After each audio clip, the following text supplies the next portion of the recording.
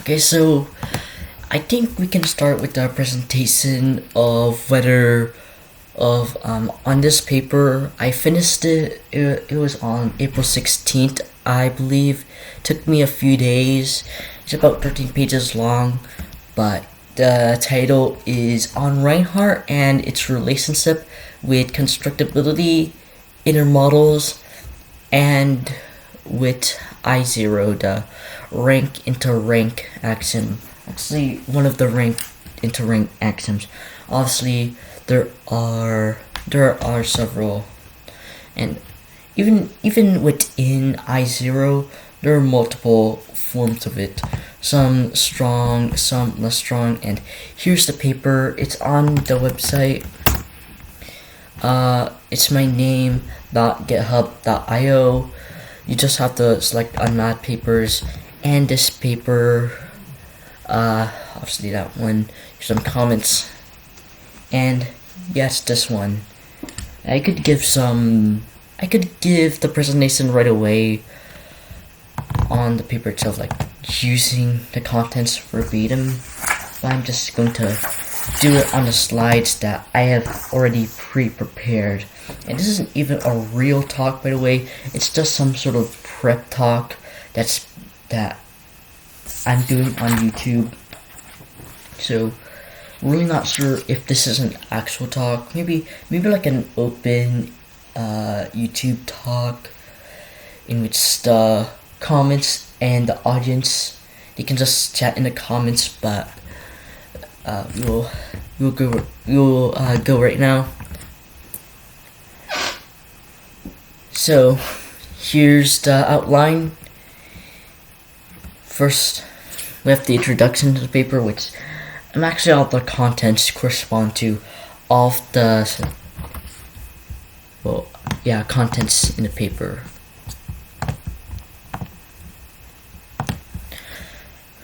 So first of all, we have our abstract, and then why essentially our motivation for what we're doing. And on forcing, I've invented a new forcing notion, which is called skibbity forcing, and it's a very brief primer to it. And next we have Reinhardt cardinals and their properties with the above: constructibility, inner models, and definability. And there's rank into rank cardinals. I don't focus on the rest of the rank into rank cardinals. It's mainly on I0. So here's that, and down here we have a survey of Reinhardt and rank into rank, particularly I0 and its constructibility, definability, and inner model properties. And yeah, this paper comes from an anonymous internet discussion. So first of all, we show some properties of Reinhardt cardinals, I0, and their models and their interaction with constructibility and inner models, particularly on constructible or inner models of ZF, Frankel, that are also Reinhardt or I0 models, and also definable embeddings. We examine the general intersection between the properties and results of Reinhardt and I0, particularly on forcing notions that related to. So right off the bat, so what do we have here? So the general intersection, the general intersection is mainly on shared inner model properties, shared properties of definable embeddings. So essentially of elementary embeddings that make classes, and it's just classes, definable. It's not really so much of a forcing notion, as we aren't guided, so to speak, if that's a bad term, by a central poset, and then we have elements. It's just an ad hoc somewhat construction, so that's why it's not a forcing notion, because it's ad hoc. So properties and results mainly on constructibility and inner models, and also we have such things as shared axioms between the two, especially, for example, B equals L, but that's not really a big thing that we have. Also, we have properties of, say, ordinals in both models, like for example, V, the constructible universe with Reinhardt or I0. Not really so much L with Reinhardt, but yeah, I'm not sure if L is examined with I0 too. So next page. And this question was primarily inspired from a Discord server about large cardinal charts not showing Reinhardt cardinals. There, an anonymous user commented that the said chart only makes sense in ZFC, as Reinhardt is not consistent with ZFC, but their rank-to-rank axioms are consistent with ZFC. Another user commented on the possible implication of Reinhardt implying I sub 0, particularly for inner models of ZF. This paper is largely inspired from the answer to this question, and obviously I already have the answer, but need some major revision. Actually, yeah, the entirety of the paper needs a lot of revision. And so, by the way, it was several anonymous users that commented on the large cardinal chart. So essentially, one user commented that the chart only makes sense with the axiom choice, and then I commented something along the lines of, if I'm not misremembering, on like, how doesn't Reinhardt imply I0 on, say, a large cardinal chart, say in Kunin's book? And one thing was that people were trying to sort of theorize, if that's a good word, about the relationship between Reinhardt and I0, particularly on inner models. And then I came up with a question that Reinhardt gives I sub 0 in an inner model. Well, it's actually not mine, it was other people, and it's obviously worded pretty badly. And so it was largely inspired from the answer to this question. I initially first wrote this on a piece of note paper, like the small notes that you have. Yeah, I initially wrote that. Thought it would stay here, but apparently it ended up transforming into a whole research project.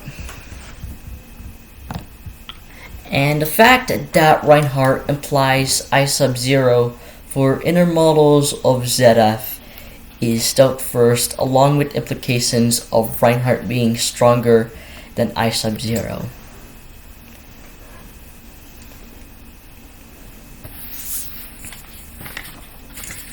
So, yeah, essentially a core property of what this entire paper is based about.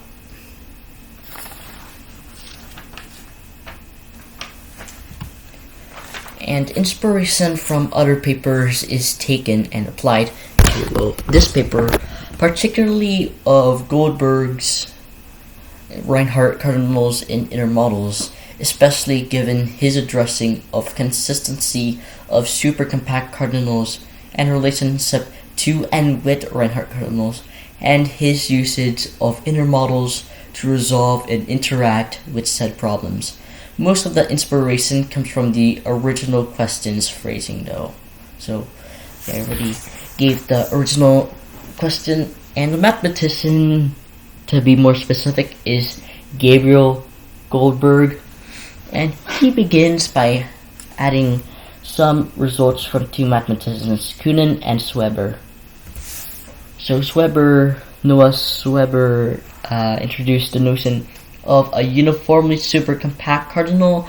We aren't really going to get into that, and I apologize if I butchered the pronunciation. And also Kunin famously refuted the existence of Reinhardt cardinals using AC. It's actually an open problem whether Reinhardt cardinals are consistent if AC is dropped.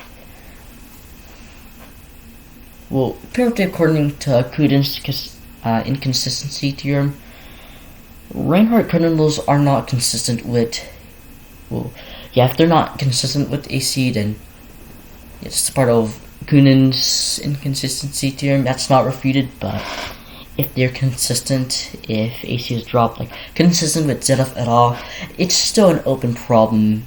It's still a really important part of set theory, especially large cardinal theory.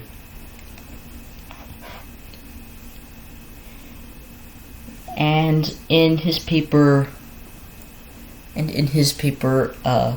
comes up with the theorem that if there's a proper class of weakly Reinhardt kernels, then there is an inner model with a proper class of Reinhardt kernels. It's actually given differently. It's more if we have some cardinals or ranks and they create an inner model, then that implies a proper class of Reinhardt kernels. So that's the original formulation, but it's simplified.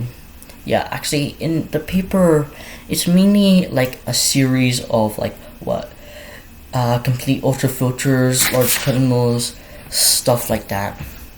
And I take inspiration from his usage of inner cardinals.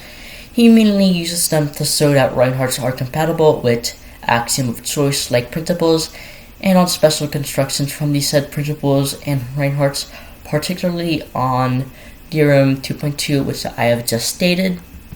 And I focus on primarily inner models and a constructible universe L, because the original question and many other original assumptions depend on inner models. Also, rank interrank axioms are given in terms of their properties of constructibility, particularly I sub 0. Mathematical elegance is another factor. Obviously, mathematical elegance is very relevant when you're studying mathematics, because you don't want your constructions to be robotic. You want to have some sort of natural human flair. Make sure that you aren't really. Well, you can use following your nose and go for if you have really good intuition, then you could say that you're following your nose. But if it's algorithmic, then it seems like there's no use to studying a specific property. And what's nice about this is that previous research on Reinhardts and large cardinals in general and their interaction with inner models has been extensively done before. And plus, I sub 0 and many other rank interrank axioms can be given in terms of embeddings from inner models to inner models, and the constructible universe to the constructible universe, which is pretty important to obviously studying said objects.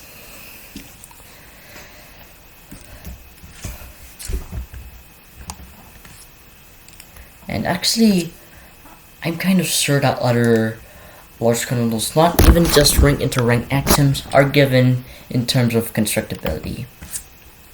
And second order logic is used throughout this paper to make less tedious the working with elementary embeddings, particularly with the constructible universe L and preservation of definability properties.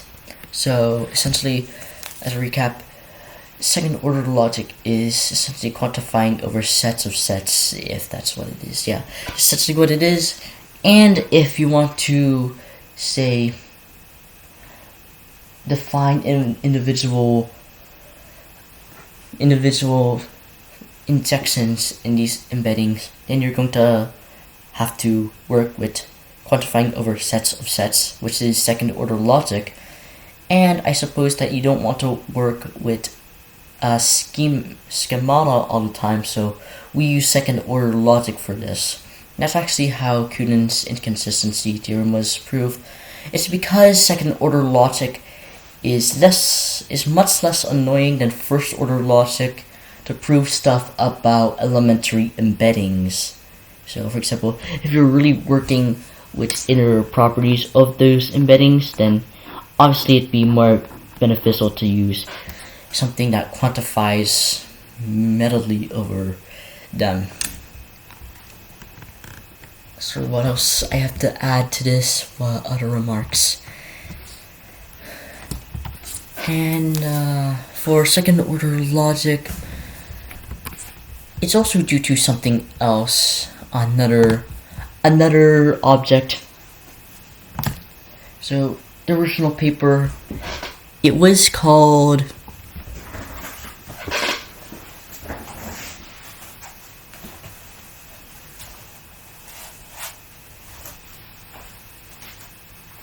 to look for it.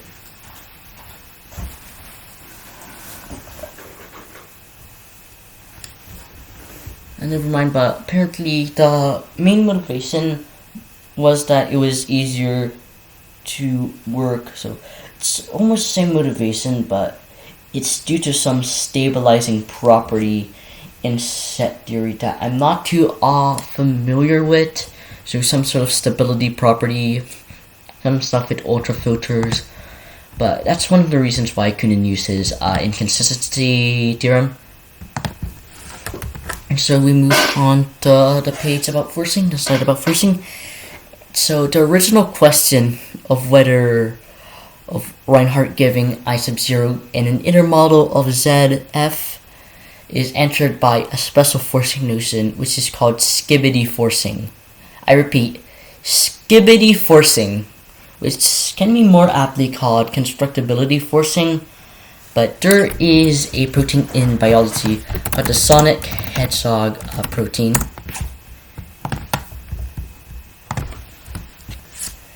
So this is what it is, and it was originally named just for the lols, just for the jokes, and this is the intention of this naming scheme. Also, I just want to be the first person in mathematics to name an object skibbity. So essentially what skibbity forcing does is well, it's pretty simple.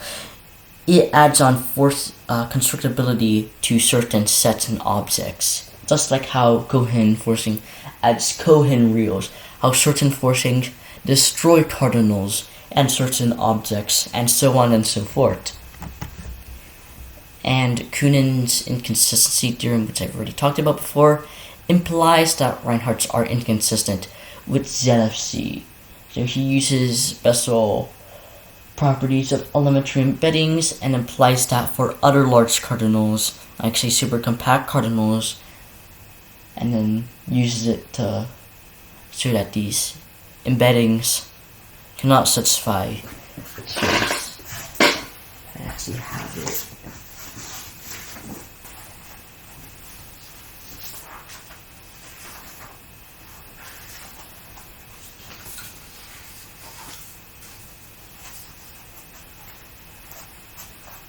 So that's going on. Let's use one here with the previous theorem. So if there is a class of weakly Reinhardt cardinals, then there is a constructible model with a class of Reinhardt cardinals. And we work in Germato-Franco, which is theorem 2.1 in my original paper.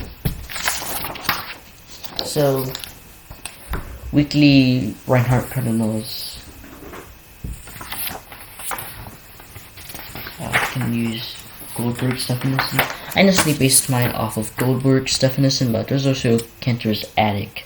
It's a good website. So essentially the proof of this theorem is that if C is a class of weakly Reinhardt cardinals, we can look to cross under mathematician. We can construct a structure preserving non-trivial elementary embedding J sub R standing for Reinhardt. It's constructed and based off of the Reinhardt cardinal embedding from V into not M. V into V. It's an embedding from the constructible the set theoretic universe to itself. From C that embeds into the constructible universe constructed by the regular set theoretic universe. So we can just call that the constructible universe, and we can set the weakly Reinhardt cardinals as the critical points K of such embeddings J sub R. And important thing to remark, this embedding also witnesses regular Reinhardt cardinals, vanilla Reinhardt cardinals, along with a sift back of levels in V from lambda plus 1. So from lambda plus 1 just to regular lambda, and take both classes in theorem 2.1. So say C and a constructible universe with function replaced with elementary embeddings, and we take the defining formulae of that classes. So we have the formulae phi, and then we can go on to be functions of sets, and definitely not sets of subsets. We have to quantify, emphasize that in the set theoretic universe V. And also we have this embedding JR, which is of the form as you can see above.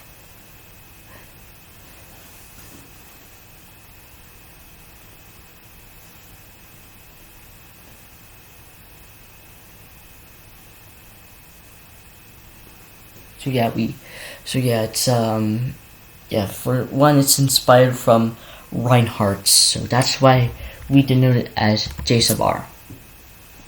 And another immediate lemma is that if we have a proper class of weakly Reinhardt kernels, then there is a constructible model with a proper class of Reinhardt kernels.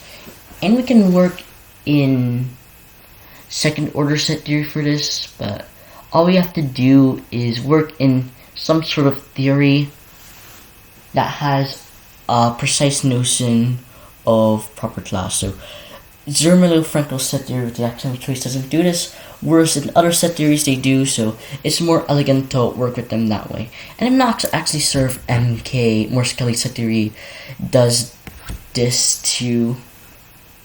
So the original formulation, like saying the Discord server, was about proper classes specifically, but they never specified if it was in ZF, Morse-Kelley, von Neumann, Bernays, Gödel, etc. And let me correct myself on the previous one. It's actually about constructible and definable models of ZF plus Reinhardt. So we need some sort of compatibility with that, and the existence of an elementary embedding J sub R between Reinhardt models, which is essentially just ZF plus Reinhardt.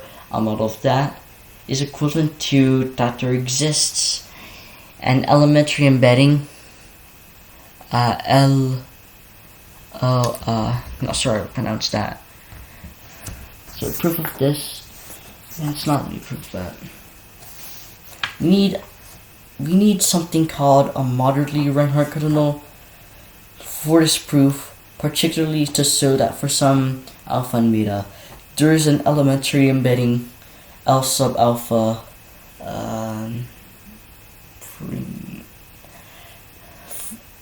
L sub alpha to L sub beta with a critical point less than alpha. So it's to make sure that the proof does not really get restrained, and the kernel will also be as strong as a regular Reinhardt kernel in that it can prove a lot of the theorems that Reinhardt can. I'm not too sure about the ones that Reinhardt can't prove. And this is the definition of a moderately Reinhardt kernel. Have time to ponder on that.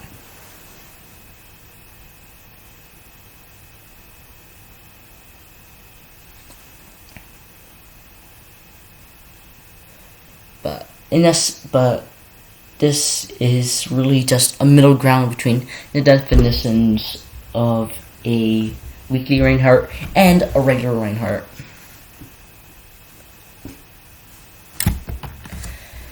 Okay, so let's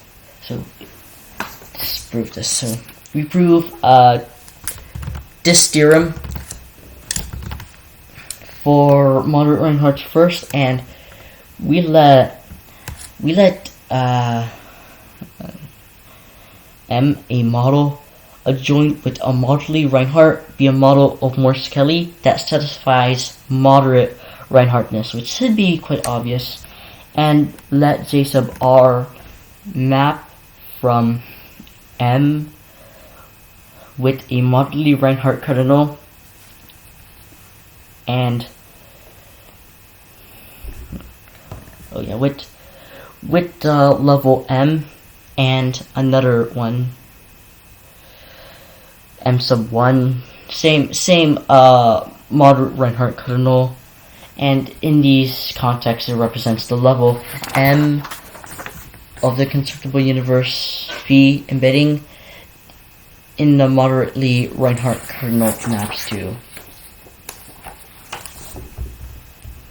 So essentially think of lambda, but instead it's applied to these such models of MK, moderate Reinhardts.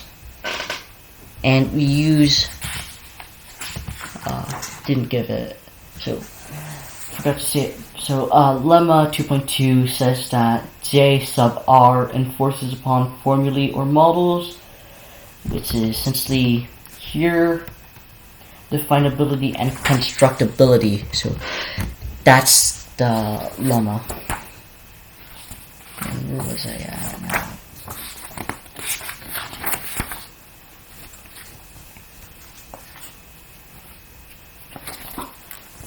Okay, so we use that to show that the embedding enforces upon the previous model to become constructible as the form, but the level, the rank is pushed. And we essentially just use this. There isn't too much detail. We can obviously push down ordinals, but that's just a little proof. So essentially use an embedding to force, not force, that's a bad word, but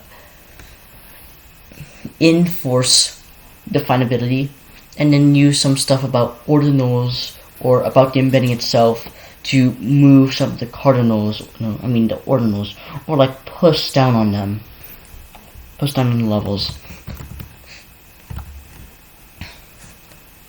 And if there is a proper class of weakly Reinhardt cardinals, then there's an inner model with a proper class of Reinhardt cardinals, and we work in Morse-Kelley set theory for this proof, because obviously it's second order.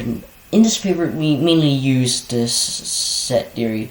Of course, there's Zermelo-Franco with second order, but one thing that's really great about MK is that the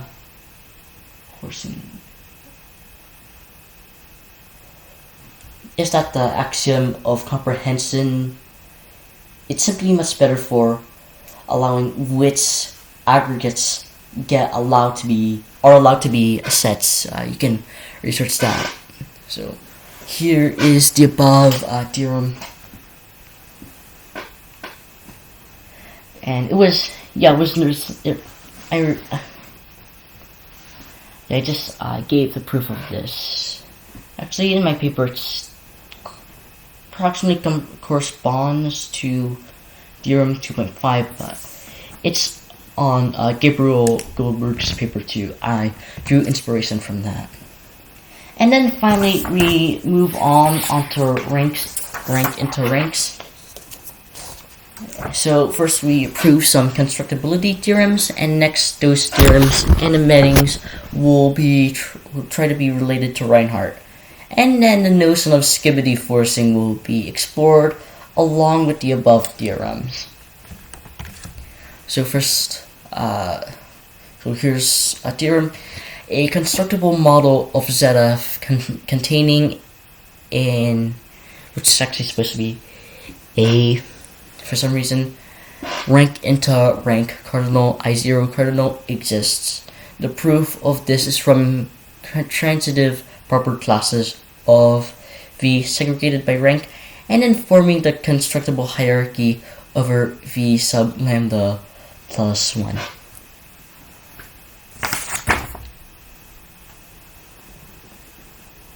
So to state the entire proof or proof sketch, the proof is pretty short. So under I0, the transitive proper class obtained by starting with V sub lambda plus 1 and forming the constructible hierarchy over V sub lambda plus 1 in the usual fashion, usual construction of the definable hierarchy. That is with the def relation and recursion and stuff like that.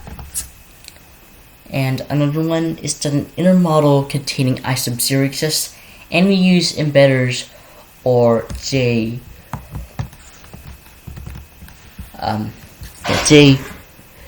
relativized, not relativized, but inspired from I0. So essentially it's somewhat like J sub R, but with J sub I0. So it's essentially the same embedding that's used in the definition of I sub 0. So it's like this.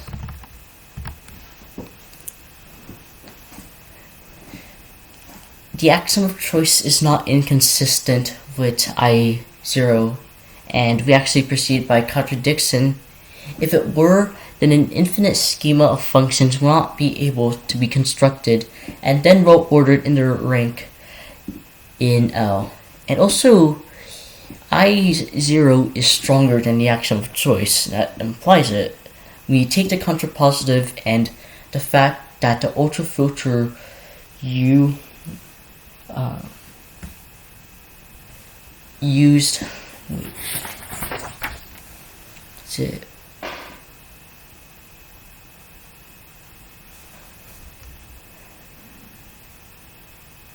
so the ultrafilter U, it's used in I0.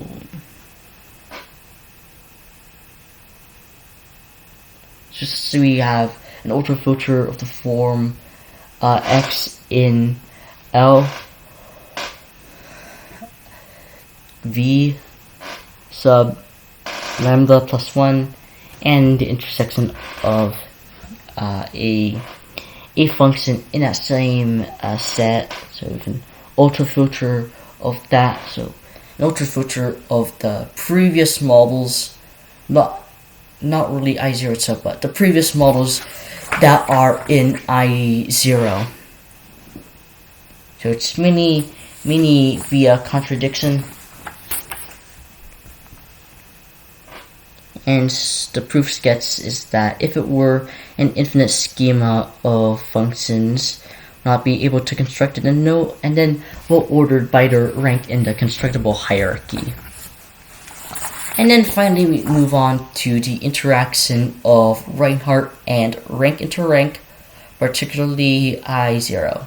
And the motivation for this is that they both edge consistency, and it's definitely AC action of choice is really well edged in this situation.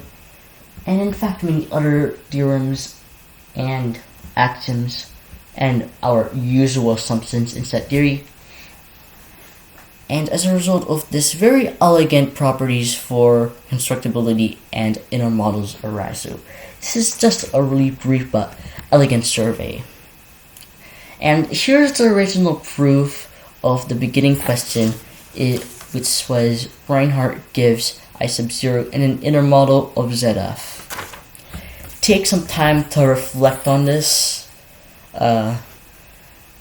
You can pause this video if you would like, or I'll give it in the description. So it's on page 23, but we have to continue.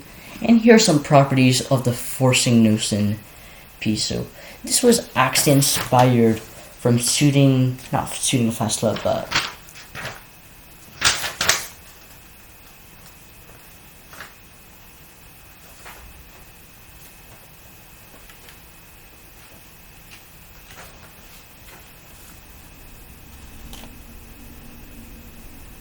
yeah, it was shooting a fast club, so it was inspired from that. Not sure if it actually has any real transferable relationship with that, but the idea was just drawn off of that. And that's actually where this condition actually comes from, the whole shooting a fast club condition.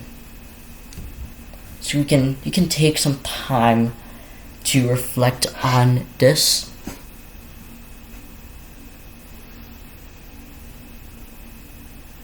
And we can be sure that it doesn't collapse any kernels, but all it does is really just force constructibility, inner models, and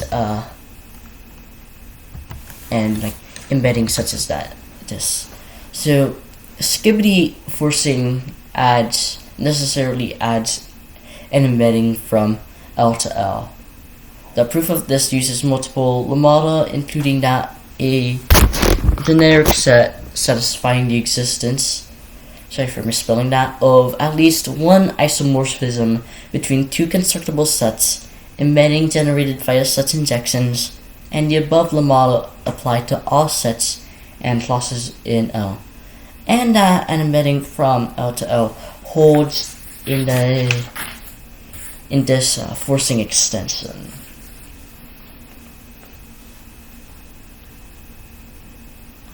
So, as an additional remark, skibbity forcing can be used to force constructibility for models without using Morse-Kelley or any other second-order theory, because we do not have to add embeddings directly onto the model. We can just have names for functions, first-order sequences that add onto the generic set, the base set.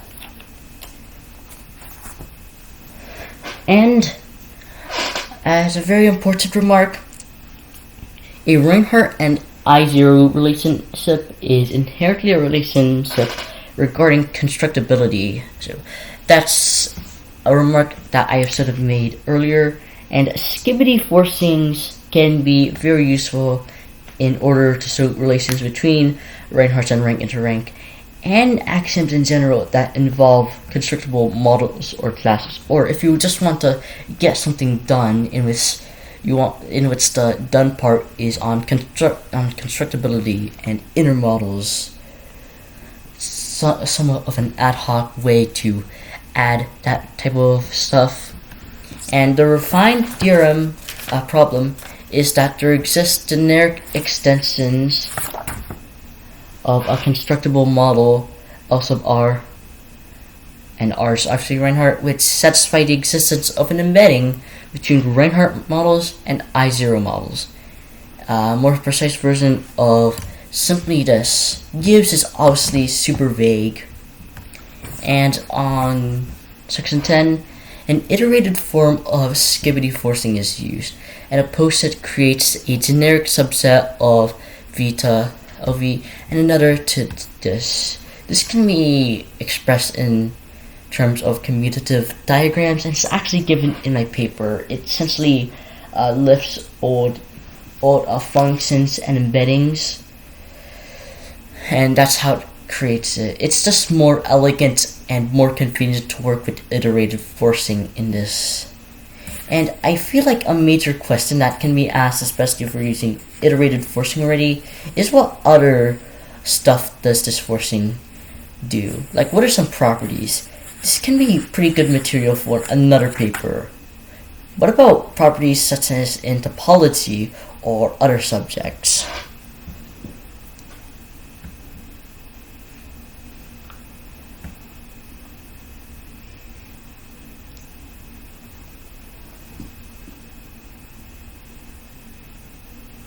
And I think that's the rest of the presentation.